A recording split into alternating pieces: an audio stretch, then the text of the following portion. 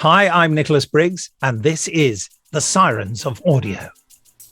So on that note, Philip, do you know what? You're muted. Right, you can go straight into facts. You're muted. Okay, then I'll try again. Yeah, I've lost it now.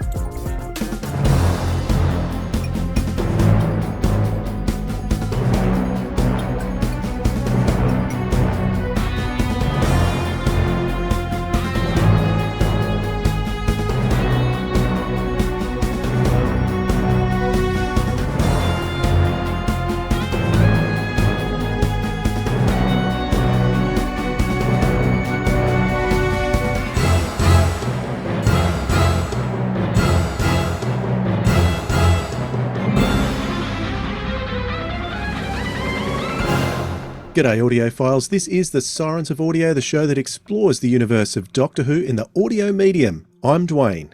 And I'm Philip. G'day, Dwayne. G'day, audiophiles. G'day, Philip. How's things going with you? Things are going fine. Fantastic. It's been a very hectic couple of weeks, and it continues to be so, but that's okay. Have you recovered from all the events? No, haven't recovered yet. That'll take a bit longer. Yes, yeah. And just messaging Katie because she's about to fly out. And so she was sending me some messages before she went, which was very kind of her. So very nice. It's been a great time. Excellent. But I need to go pick up books now that she's left somewhere. Of course she has. She has. She's got to keep making these stories that she can tell. Oh, yes. It was the Doctor Who show talked about the event on their podcast this week. And thanks to you guys, by the way. Yes, thank you guys. It was great to hear. And Dave Kitchen made the comment about the fact that nearly every story you heard was brand new because, let's face it, she keeps coming up with new stories all the time. She sure does. But today's episode is another in our 60th anniversary series. It's not long to go now. Since we've last got together, Philip, they've announced the dates. So the Star Beast is going to be premiering on the 25th of November, 2 days after the 60th anniversary. And the subsequent specials will air weekly after that. So you looking forward to those? I really am. I'm very excited.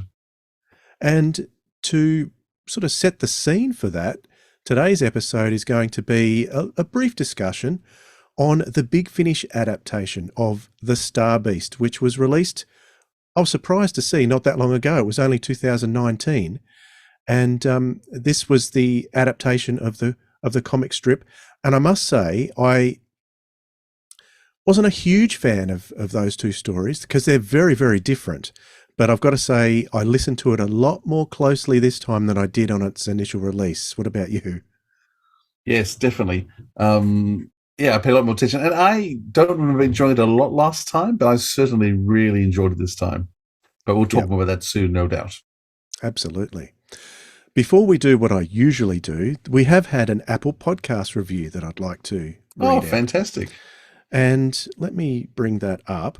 Now, a few episodes ago, we had Conrad Westmass on the show, and this was a very popular episode, and I think it's because not only has Conrad been a part of the series on audio as one of the Eighth Doctor companions, but he's such a big presence in fandom too. So I think he's very much loved across the board. I was very surprised to see that Conrad he wasn't sort of known by some of his friends as the Eighth Doctor companion. Some were surprised that he was even a companion at all.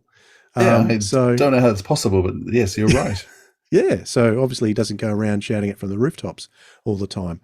But I'd like to read this review, which relates specifically to that episode. It's 5 stars, of course. We love those. And it says, "Whoops be praised. We finally hear from the brilliant actor and human who played the complex alien Keres.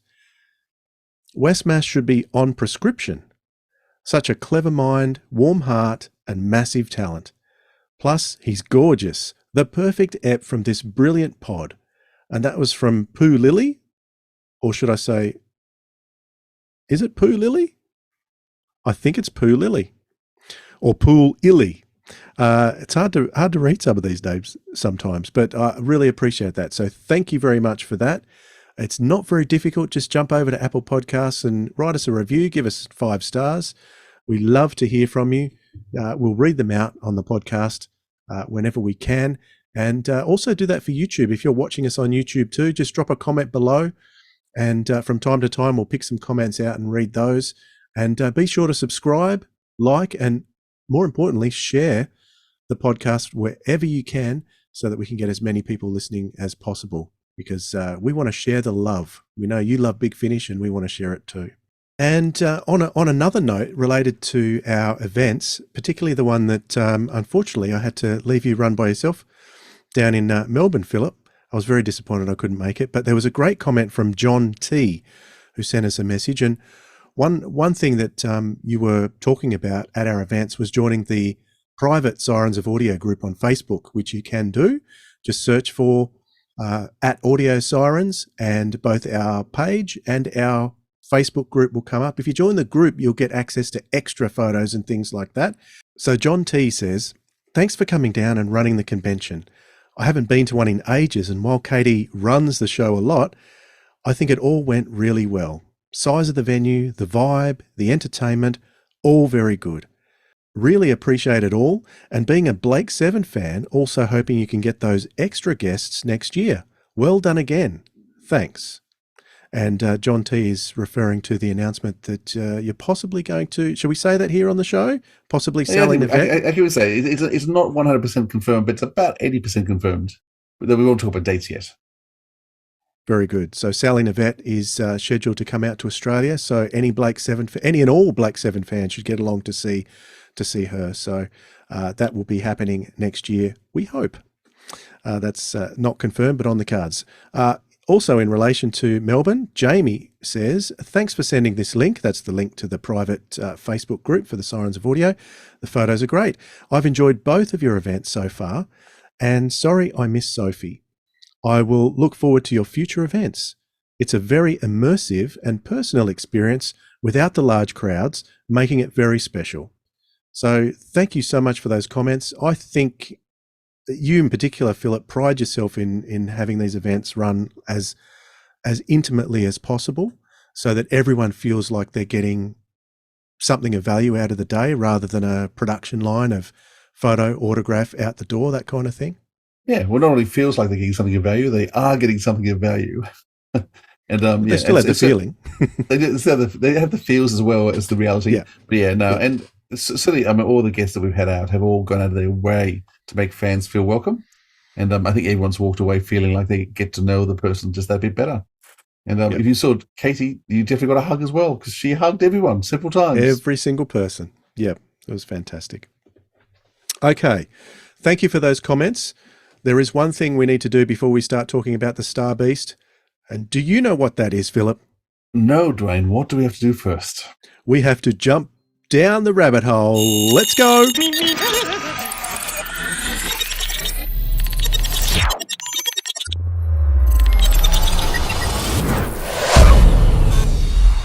All right, we are down the rabbit hole. And I thought, since we're talking about the Star Beast, which is an adaptation to audio in this occasion, is also being adapted to television very shortly.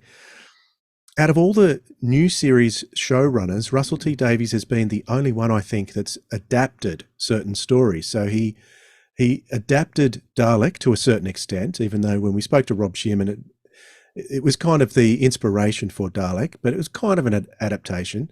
We had Rise of the Cybermen, which was based on Spare Parts.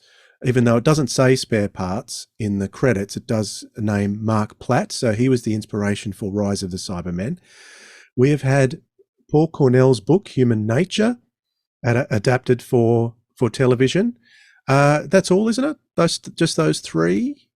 I think so. And now we've got another one, The Star Beast, which is an adaptation from a comic. So he's gone across the board in all these different mediums. He's adapted something from the books, something from the Big Finish audios, something from the comic strip now. What do you think? Why do you think Russell has chosen to adapt these various things? We can talk about this, what you think about the Star Beast as well, but even though we haven't seen it, but why do you think he's chosen to adapt these stories, unlike any of the other showrunners? What's he going for? I think Russell knows a good story when he hears one, and rather than pretend that it's not coming from the adaptation, you might as well own up to it and say, well, this has inspired it. So as much as Dalek was very different in the end of Jubilee, there's a lot of strong similarities. And they could have just pinched it straight out and most people wouldn't have picked it up. But enough people would have been suspicious and gone, eh. And I think, Philip Hitchcock did the same thing, didn't he? With Planet of Evil, was a retelling of Forbidden Planet. The Periods of Mars, the Mummy stories, the Brain and Morbius was Frankenstein, State of Decay, Dracula. I think the show has always pinched really heavily from mythology and stories outside of Doctor Who. And I think Russell's he loves Doctor Who, so he's now pinching from inside the stories of Doctor Who. And, so he's just, when there's been good stuff written, why not let it be told? And, all of them, Family of Blood and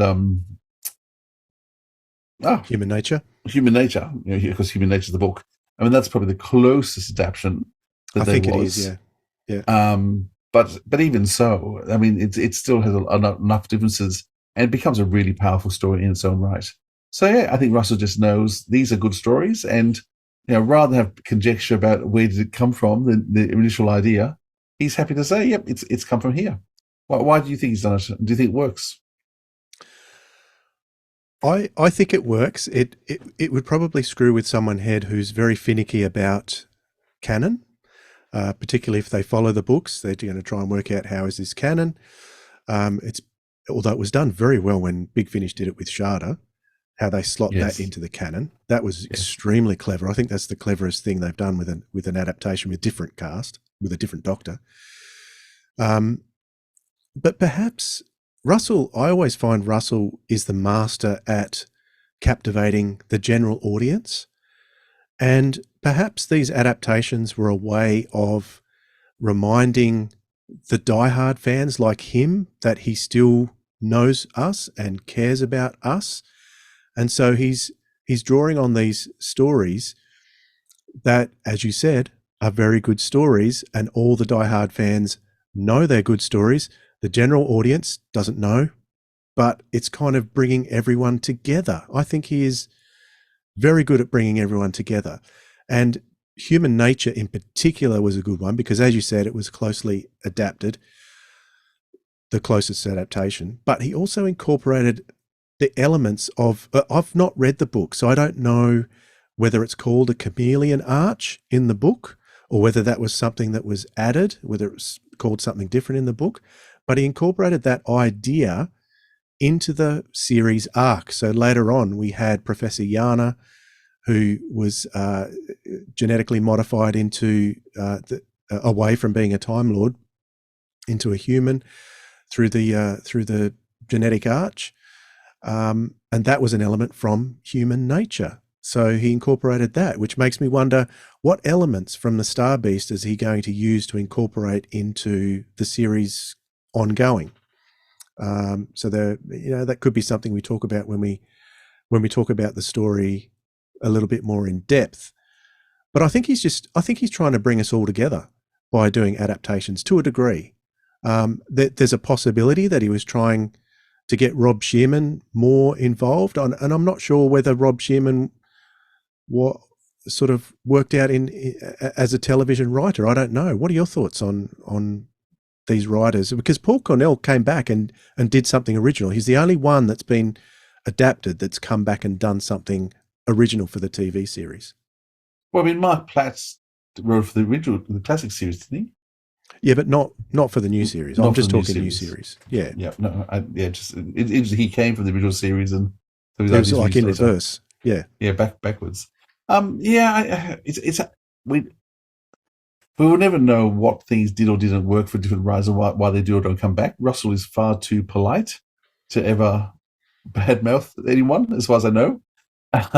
So it's pretty cautious that way. So it's hard to know in terms of, I know Robert Shearman had to do a lot of drafts and it wasn't, a lot of it was his fault. Lost the rights to the Daleks, got the rights to the Daleks. That was just a mess. On and off again, wasn't it? Yeah. And I think all that made things very difficult and very hard.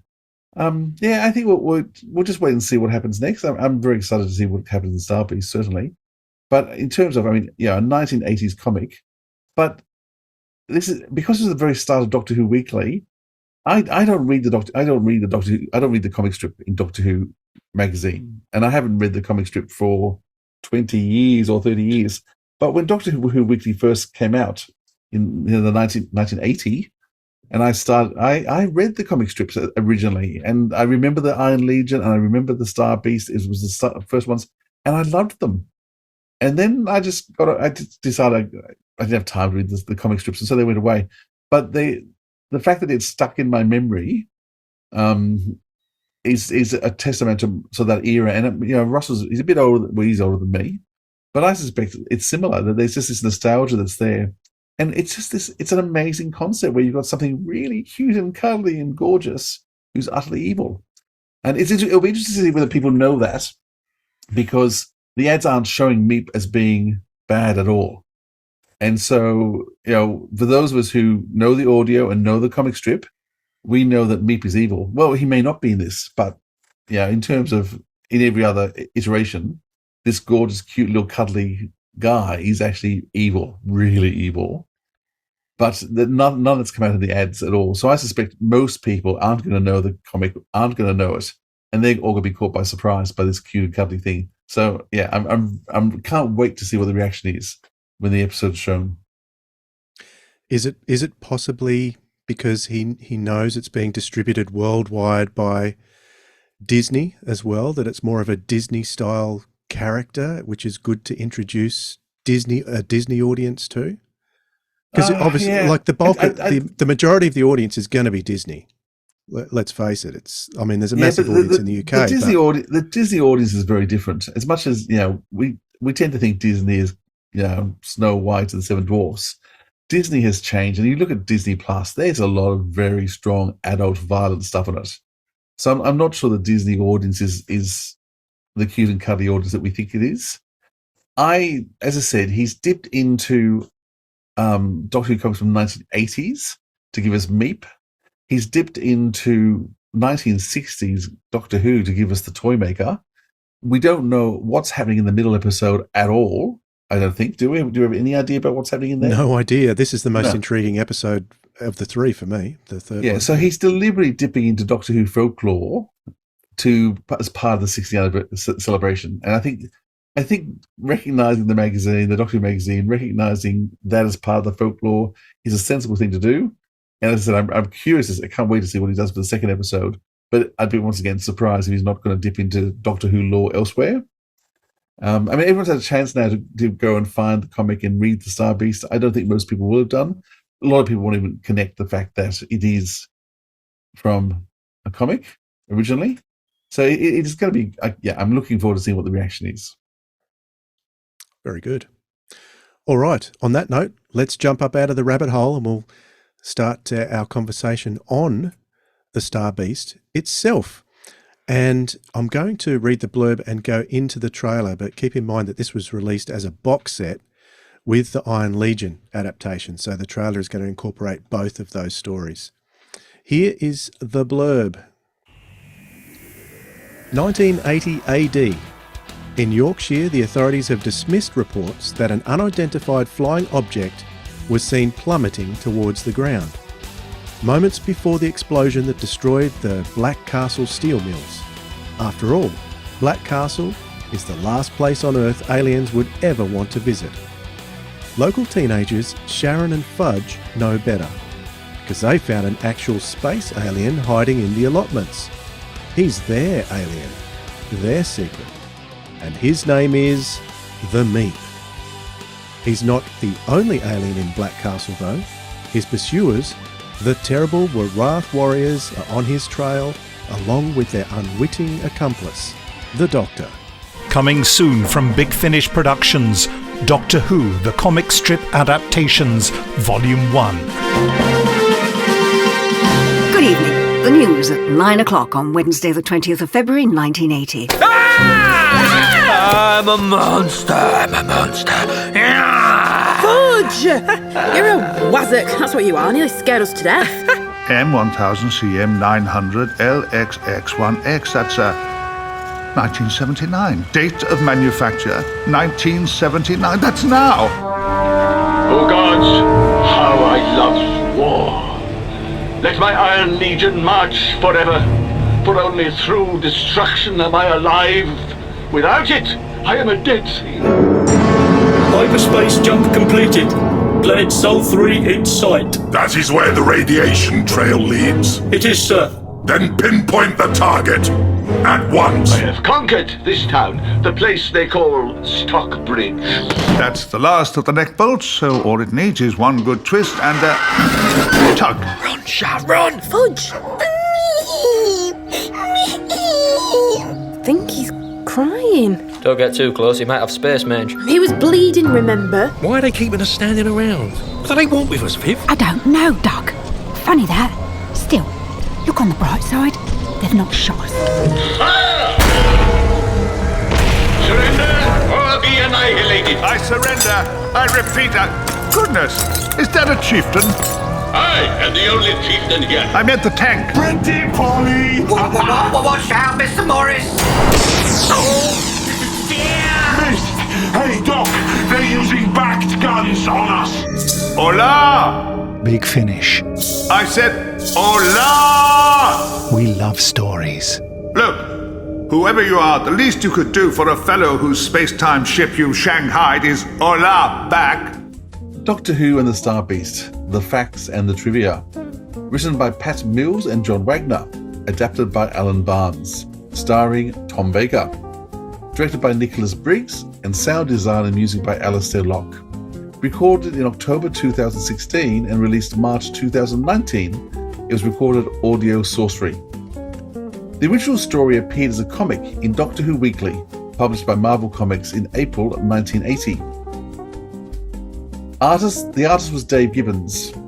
In the comic, the Doctor is travelling also with K9, but he's been taken out of the audio, but he is also joined by Sharon and Fudge. The newsreader is modelled upon contemporary newsreader Angela Rippon, and Rippon would actually go to play the role in the audio adaptation. Sharon in the comic strip became the first known person of colour to act as a continuous companion to the Doctor, predating Mickey Smith and Martha Jones by more than a quarter of a century.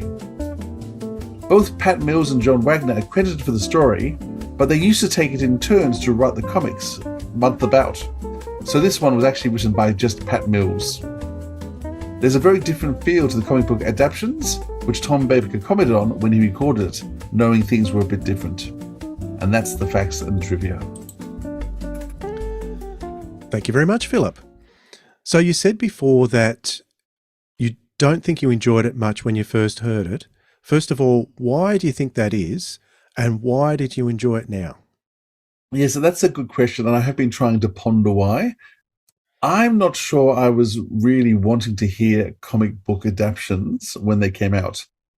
And it does have a very different feel. It is, I don't think it's childish, but it is young. And I think I actually maybe I was just in a bad mood. I failed to pick up the humour. But you get that way sometimes with audio. You get that way. If you're on the wrong mood, it's your mood that leaves the imprint on the experience. Yeah, quite definitely. It's really bizarre how things affect you. And as I said, I mean, all these audios have got these really strong memories in terms of where I was when I first listened to them, where I was walking, what I was doing, with all sorts of, and I still go to places and it has a really strong memory. I just came from the pool before, and I listened to all of Matthew Perry's autobiography at the pool, which I finished about a month ago. I think I recommended it on the podcast a while ago. And of course, Matthew Perry's just passed away. And the whole time I was at the pool, I was actually feeling a great deal of just sadness. Grief would be too strong, but I was just feeling sad about someone younger than me who's just died. The way he died was being at the pool. Well, did that make you think as well? I don't think it was that, but it was just definitely like, because I just said I listened to his whole book at the pool. I guess I felt I got to know him a bit by listening to his story and the way he talked and the way the book was written, and of course he spoke the whole book to me. And so it's just a shock. So I do think the mood you're in has an effect on what you're listening to. And so I can't remember what mood I was in when it came out at the time. I certainly didn't remember it having a big impact on me. But once again, listening to it again, I picked up all the humor this time, and I picked up the funny lines And Tom Baker is just being charming and so silly. And of course, too, having seen some visuals now of what's coming in the Star Beast, there was little things that happened that made me click, oh, hang on a second. So, I mean, we've seen the visual of the fact that Meep gets poked in the eye. Now, in the audio adaptation, it's not Meep that gets poked in the eye, it's one of the other creatures who, their eyes look like light switches. And one of the characters tries to switch on the light switch by actually poking the other creature in the eye. Now, I'm not sure whether that's the takeoff or what's going on there, but it's very similar. And also, in fact, you've got the main character in the Star Beast, a dark, the first black companion for the Doctor in the comic strips anyway. And here you've got and we do know that Donna's daughter is black. So there's a lot of things that you can see. Oh, there are these links here going on. So I'm really curious to see how they do it. But as I said, I was always in a good mood. I laughed a lot. I thought it was very clever.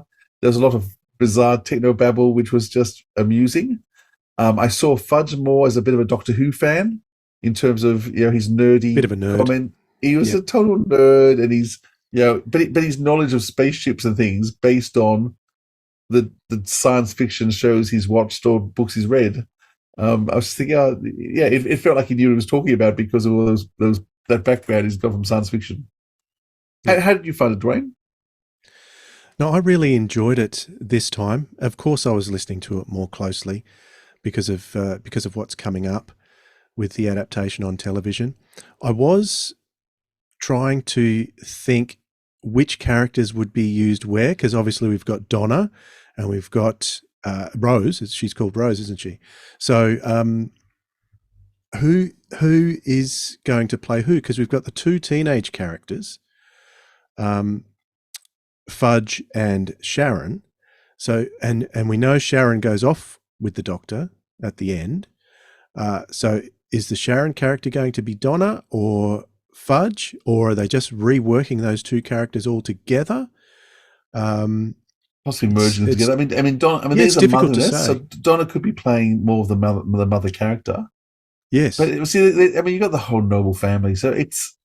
I do suspect it's going to be very strongly stretched. It also got me thinking: could it possibly be that Rose, because there are elements of Rose and her, particularly elements around identity. Fudge there was issues of identity with Fudge as well in different ways, but that could be something that's picked up and drawn out into the story on television. Is it Rose who goes off for a few adventures with the Doctor, these next 3 adventures? Because if you look at the artwork, you've got the Doctor and Donna standing there.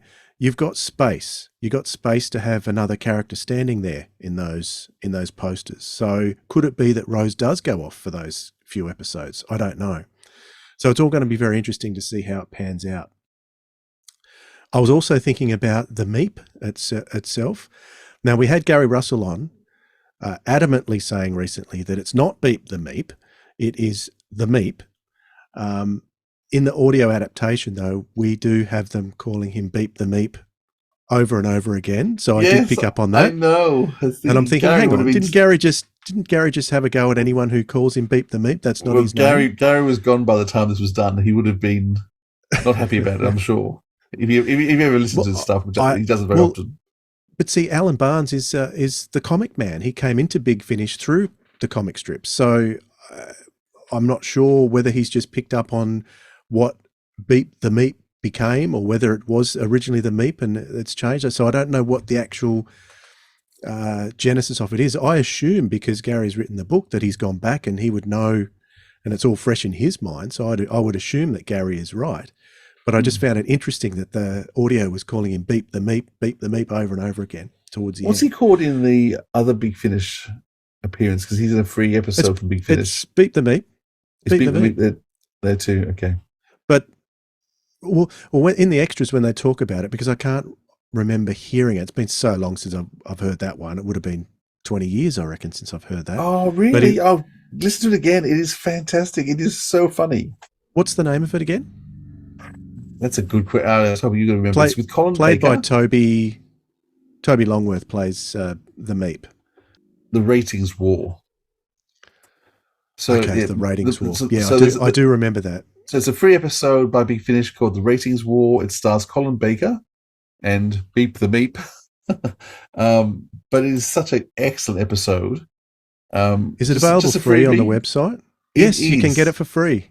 It's free on the website. It came with the first episode of Invaders from Mars when they were trying to advertise and push Paul McGann's second series. And the cast list does say Beep the Meep. Yep, doesn't say the Meep.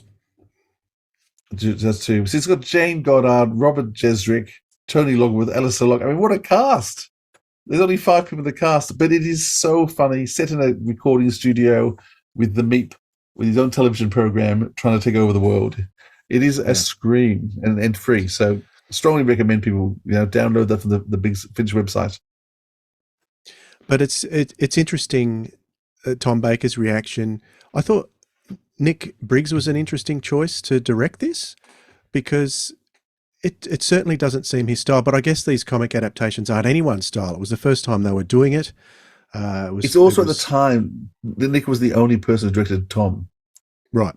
So up until the last couple of years, no one else ever directed Tom except for Nick. Yeah. Yeah. And then more and more now other people are directing Tom. But up until 2 or 3 years ago, it was only ever Nick that directed him. Yeah. But it was interesting that Alan Barnes said these 2 stories, the Iron Legion and the Star Beast, were his favourite Doctor Who stories of any media. Yeah. So I thought that was interesting. So there's a Doctor Who story for absolutely everybody. It is a wonderful story. As I said, I still remember reading it when I was 10 years old. What I also found myself doing while listening to the audio, because I'm not a comic book reader. I mean, the most I ever read in comics was I read the Asterix and Tintins when I was at school. I never read any other comics really apart from that. But as I was listening, particularly the parts where the Meep was talking to himself inside his head, I was visualizing that on the comic page and how that would be illustrated as well. So I thought that was really fascinating, that it was actually making me think in terms of a comic strip. It was fascinating what it was doing.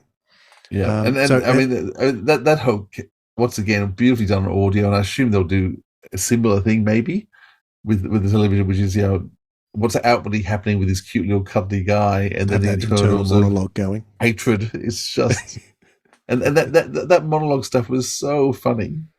Yeah, it was great. It was great. A lot like Strax, actually. A lot of it was what Strax said out loud. Yes. About, I'm going to destroy you, and except Strax isn't serious, whereas the Meep is. Keep in mind also that this was 1980, so it was well before E.T. I wonder if Spielberg had been reading Doctor Who magazine and got the idea for E.T. from this, or at least the opening parts. E.T.'s not cute though; he's an ugly so-and-so. Oh, but the opening is a lot like this. Yes. Yeah, the alien mainly. Yes, and hiding him in the bedroom. Yeah, so it also got me thinking about the difference between the actress here, which the actress was, what was her name? Bethan Dixon Bate, playing the Meep, and how Miriam Margolyes is going to be playing it. So I can see, just talking about those internal monologues, I can hear Miriam Margolyes doing those so well. She is just perfect casting for that. Both sweet and evil at the same time. Exactly. She is. I can't imagine anyone else. Well, I can because I've got it right here, but I can just see that's going to just be brilliant. Certainly for star name quality, Miriam is a brilliant choice for the role because, huge star name. But what she does as well. What she does is hilarious. Great. And she does the nasty so well. Yeah, interesting how Nicholas Briggs said in the extras too that he cast a woman in the role of the Meep because had that more childlike quality, even though the Meep is male in the comic strip. Got to have that sort of more childlike quality, which the female voice gives very nicely. Even though it was treated too, I think it worked well. And they're obviously doing it again in the TV series. Yeah, no, I'm trying to think whether Meep really is gender specific. I know the Meep's I'm just going by what Nick said in the extras. He said in the comic strip it's a male. Maybe he said it does not specified. But I think it's masculine. I'm pretty sure. Right. All right.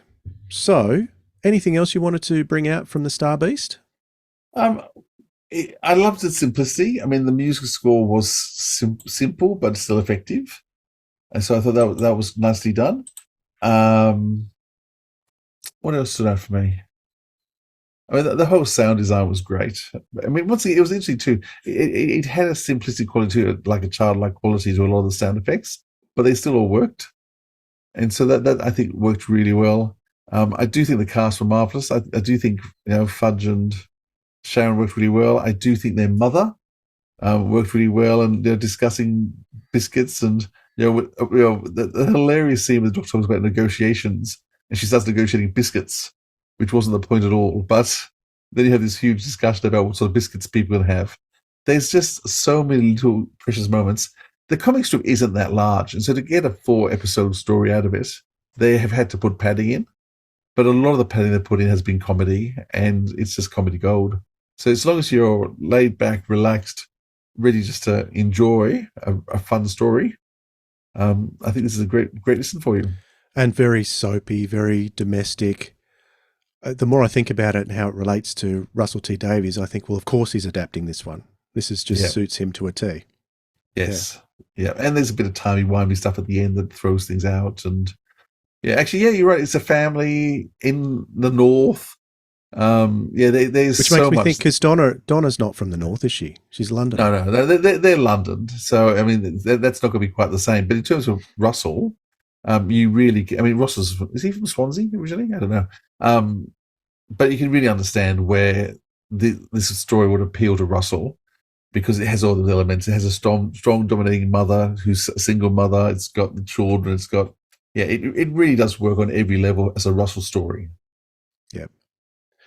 So I can certainly recommend grabbing this just to give you a little preview. You can get it on download if you want to hear it before the TV version comes out in a few weeks' time. I would hardly recommend you do so. It's a lot of fun. Yeah, and grab the free copy of the Ratings War as well. Absolutely. Another very entertaining story. Very good. All right, on that note, if there's nothing further to say, we can go straight into our recommendations or what we've been listening to. Yeah, whose turn is it, by the way, Dwayne? I think it's yours, isn't it? Let me just check my list. The list says it's your turn, so I was going to go first, but I can't because the list says. Okay, I'll go first then. Just because I haven't had enough to listen to, I downloaded from Amazon Slayer. So I think people know I love a bit of Buffy the Vampire Slayer. A lot of the original cast have been put together for a audio story. And so Audible got the rights to put together a story. And so a whole heap of the original cast, some of whom didn't survive the show, are in it. And you've got to listen to hear how that happens, but there's a reason why.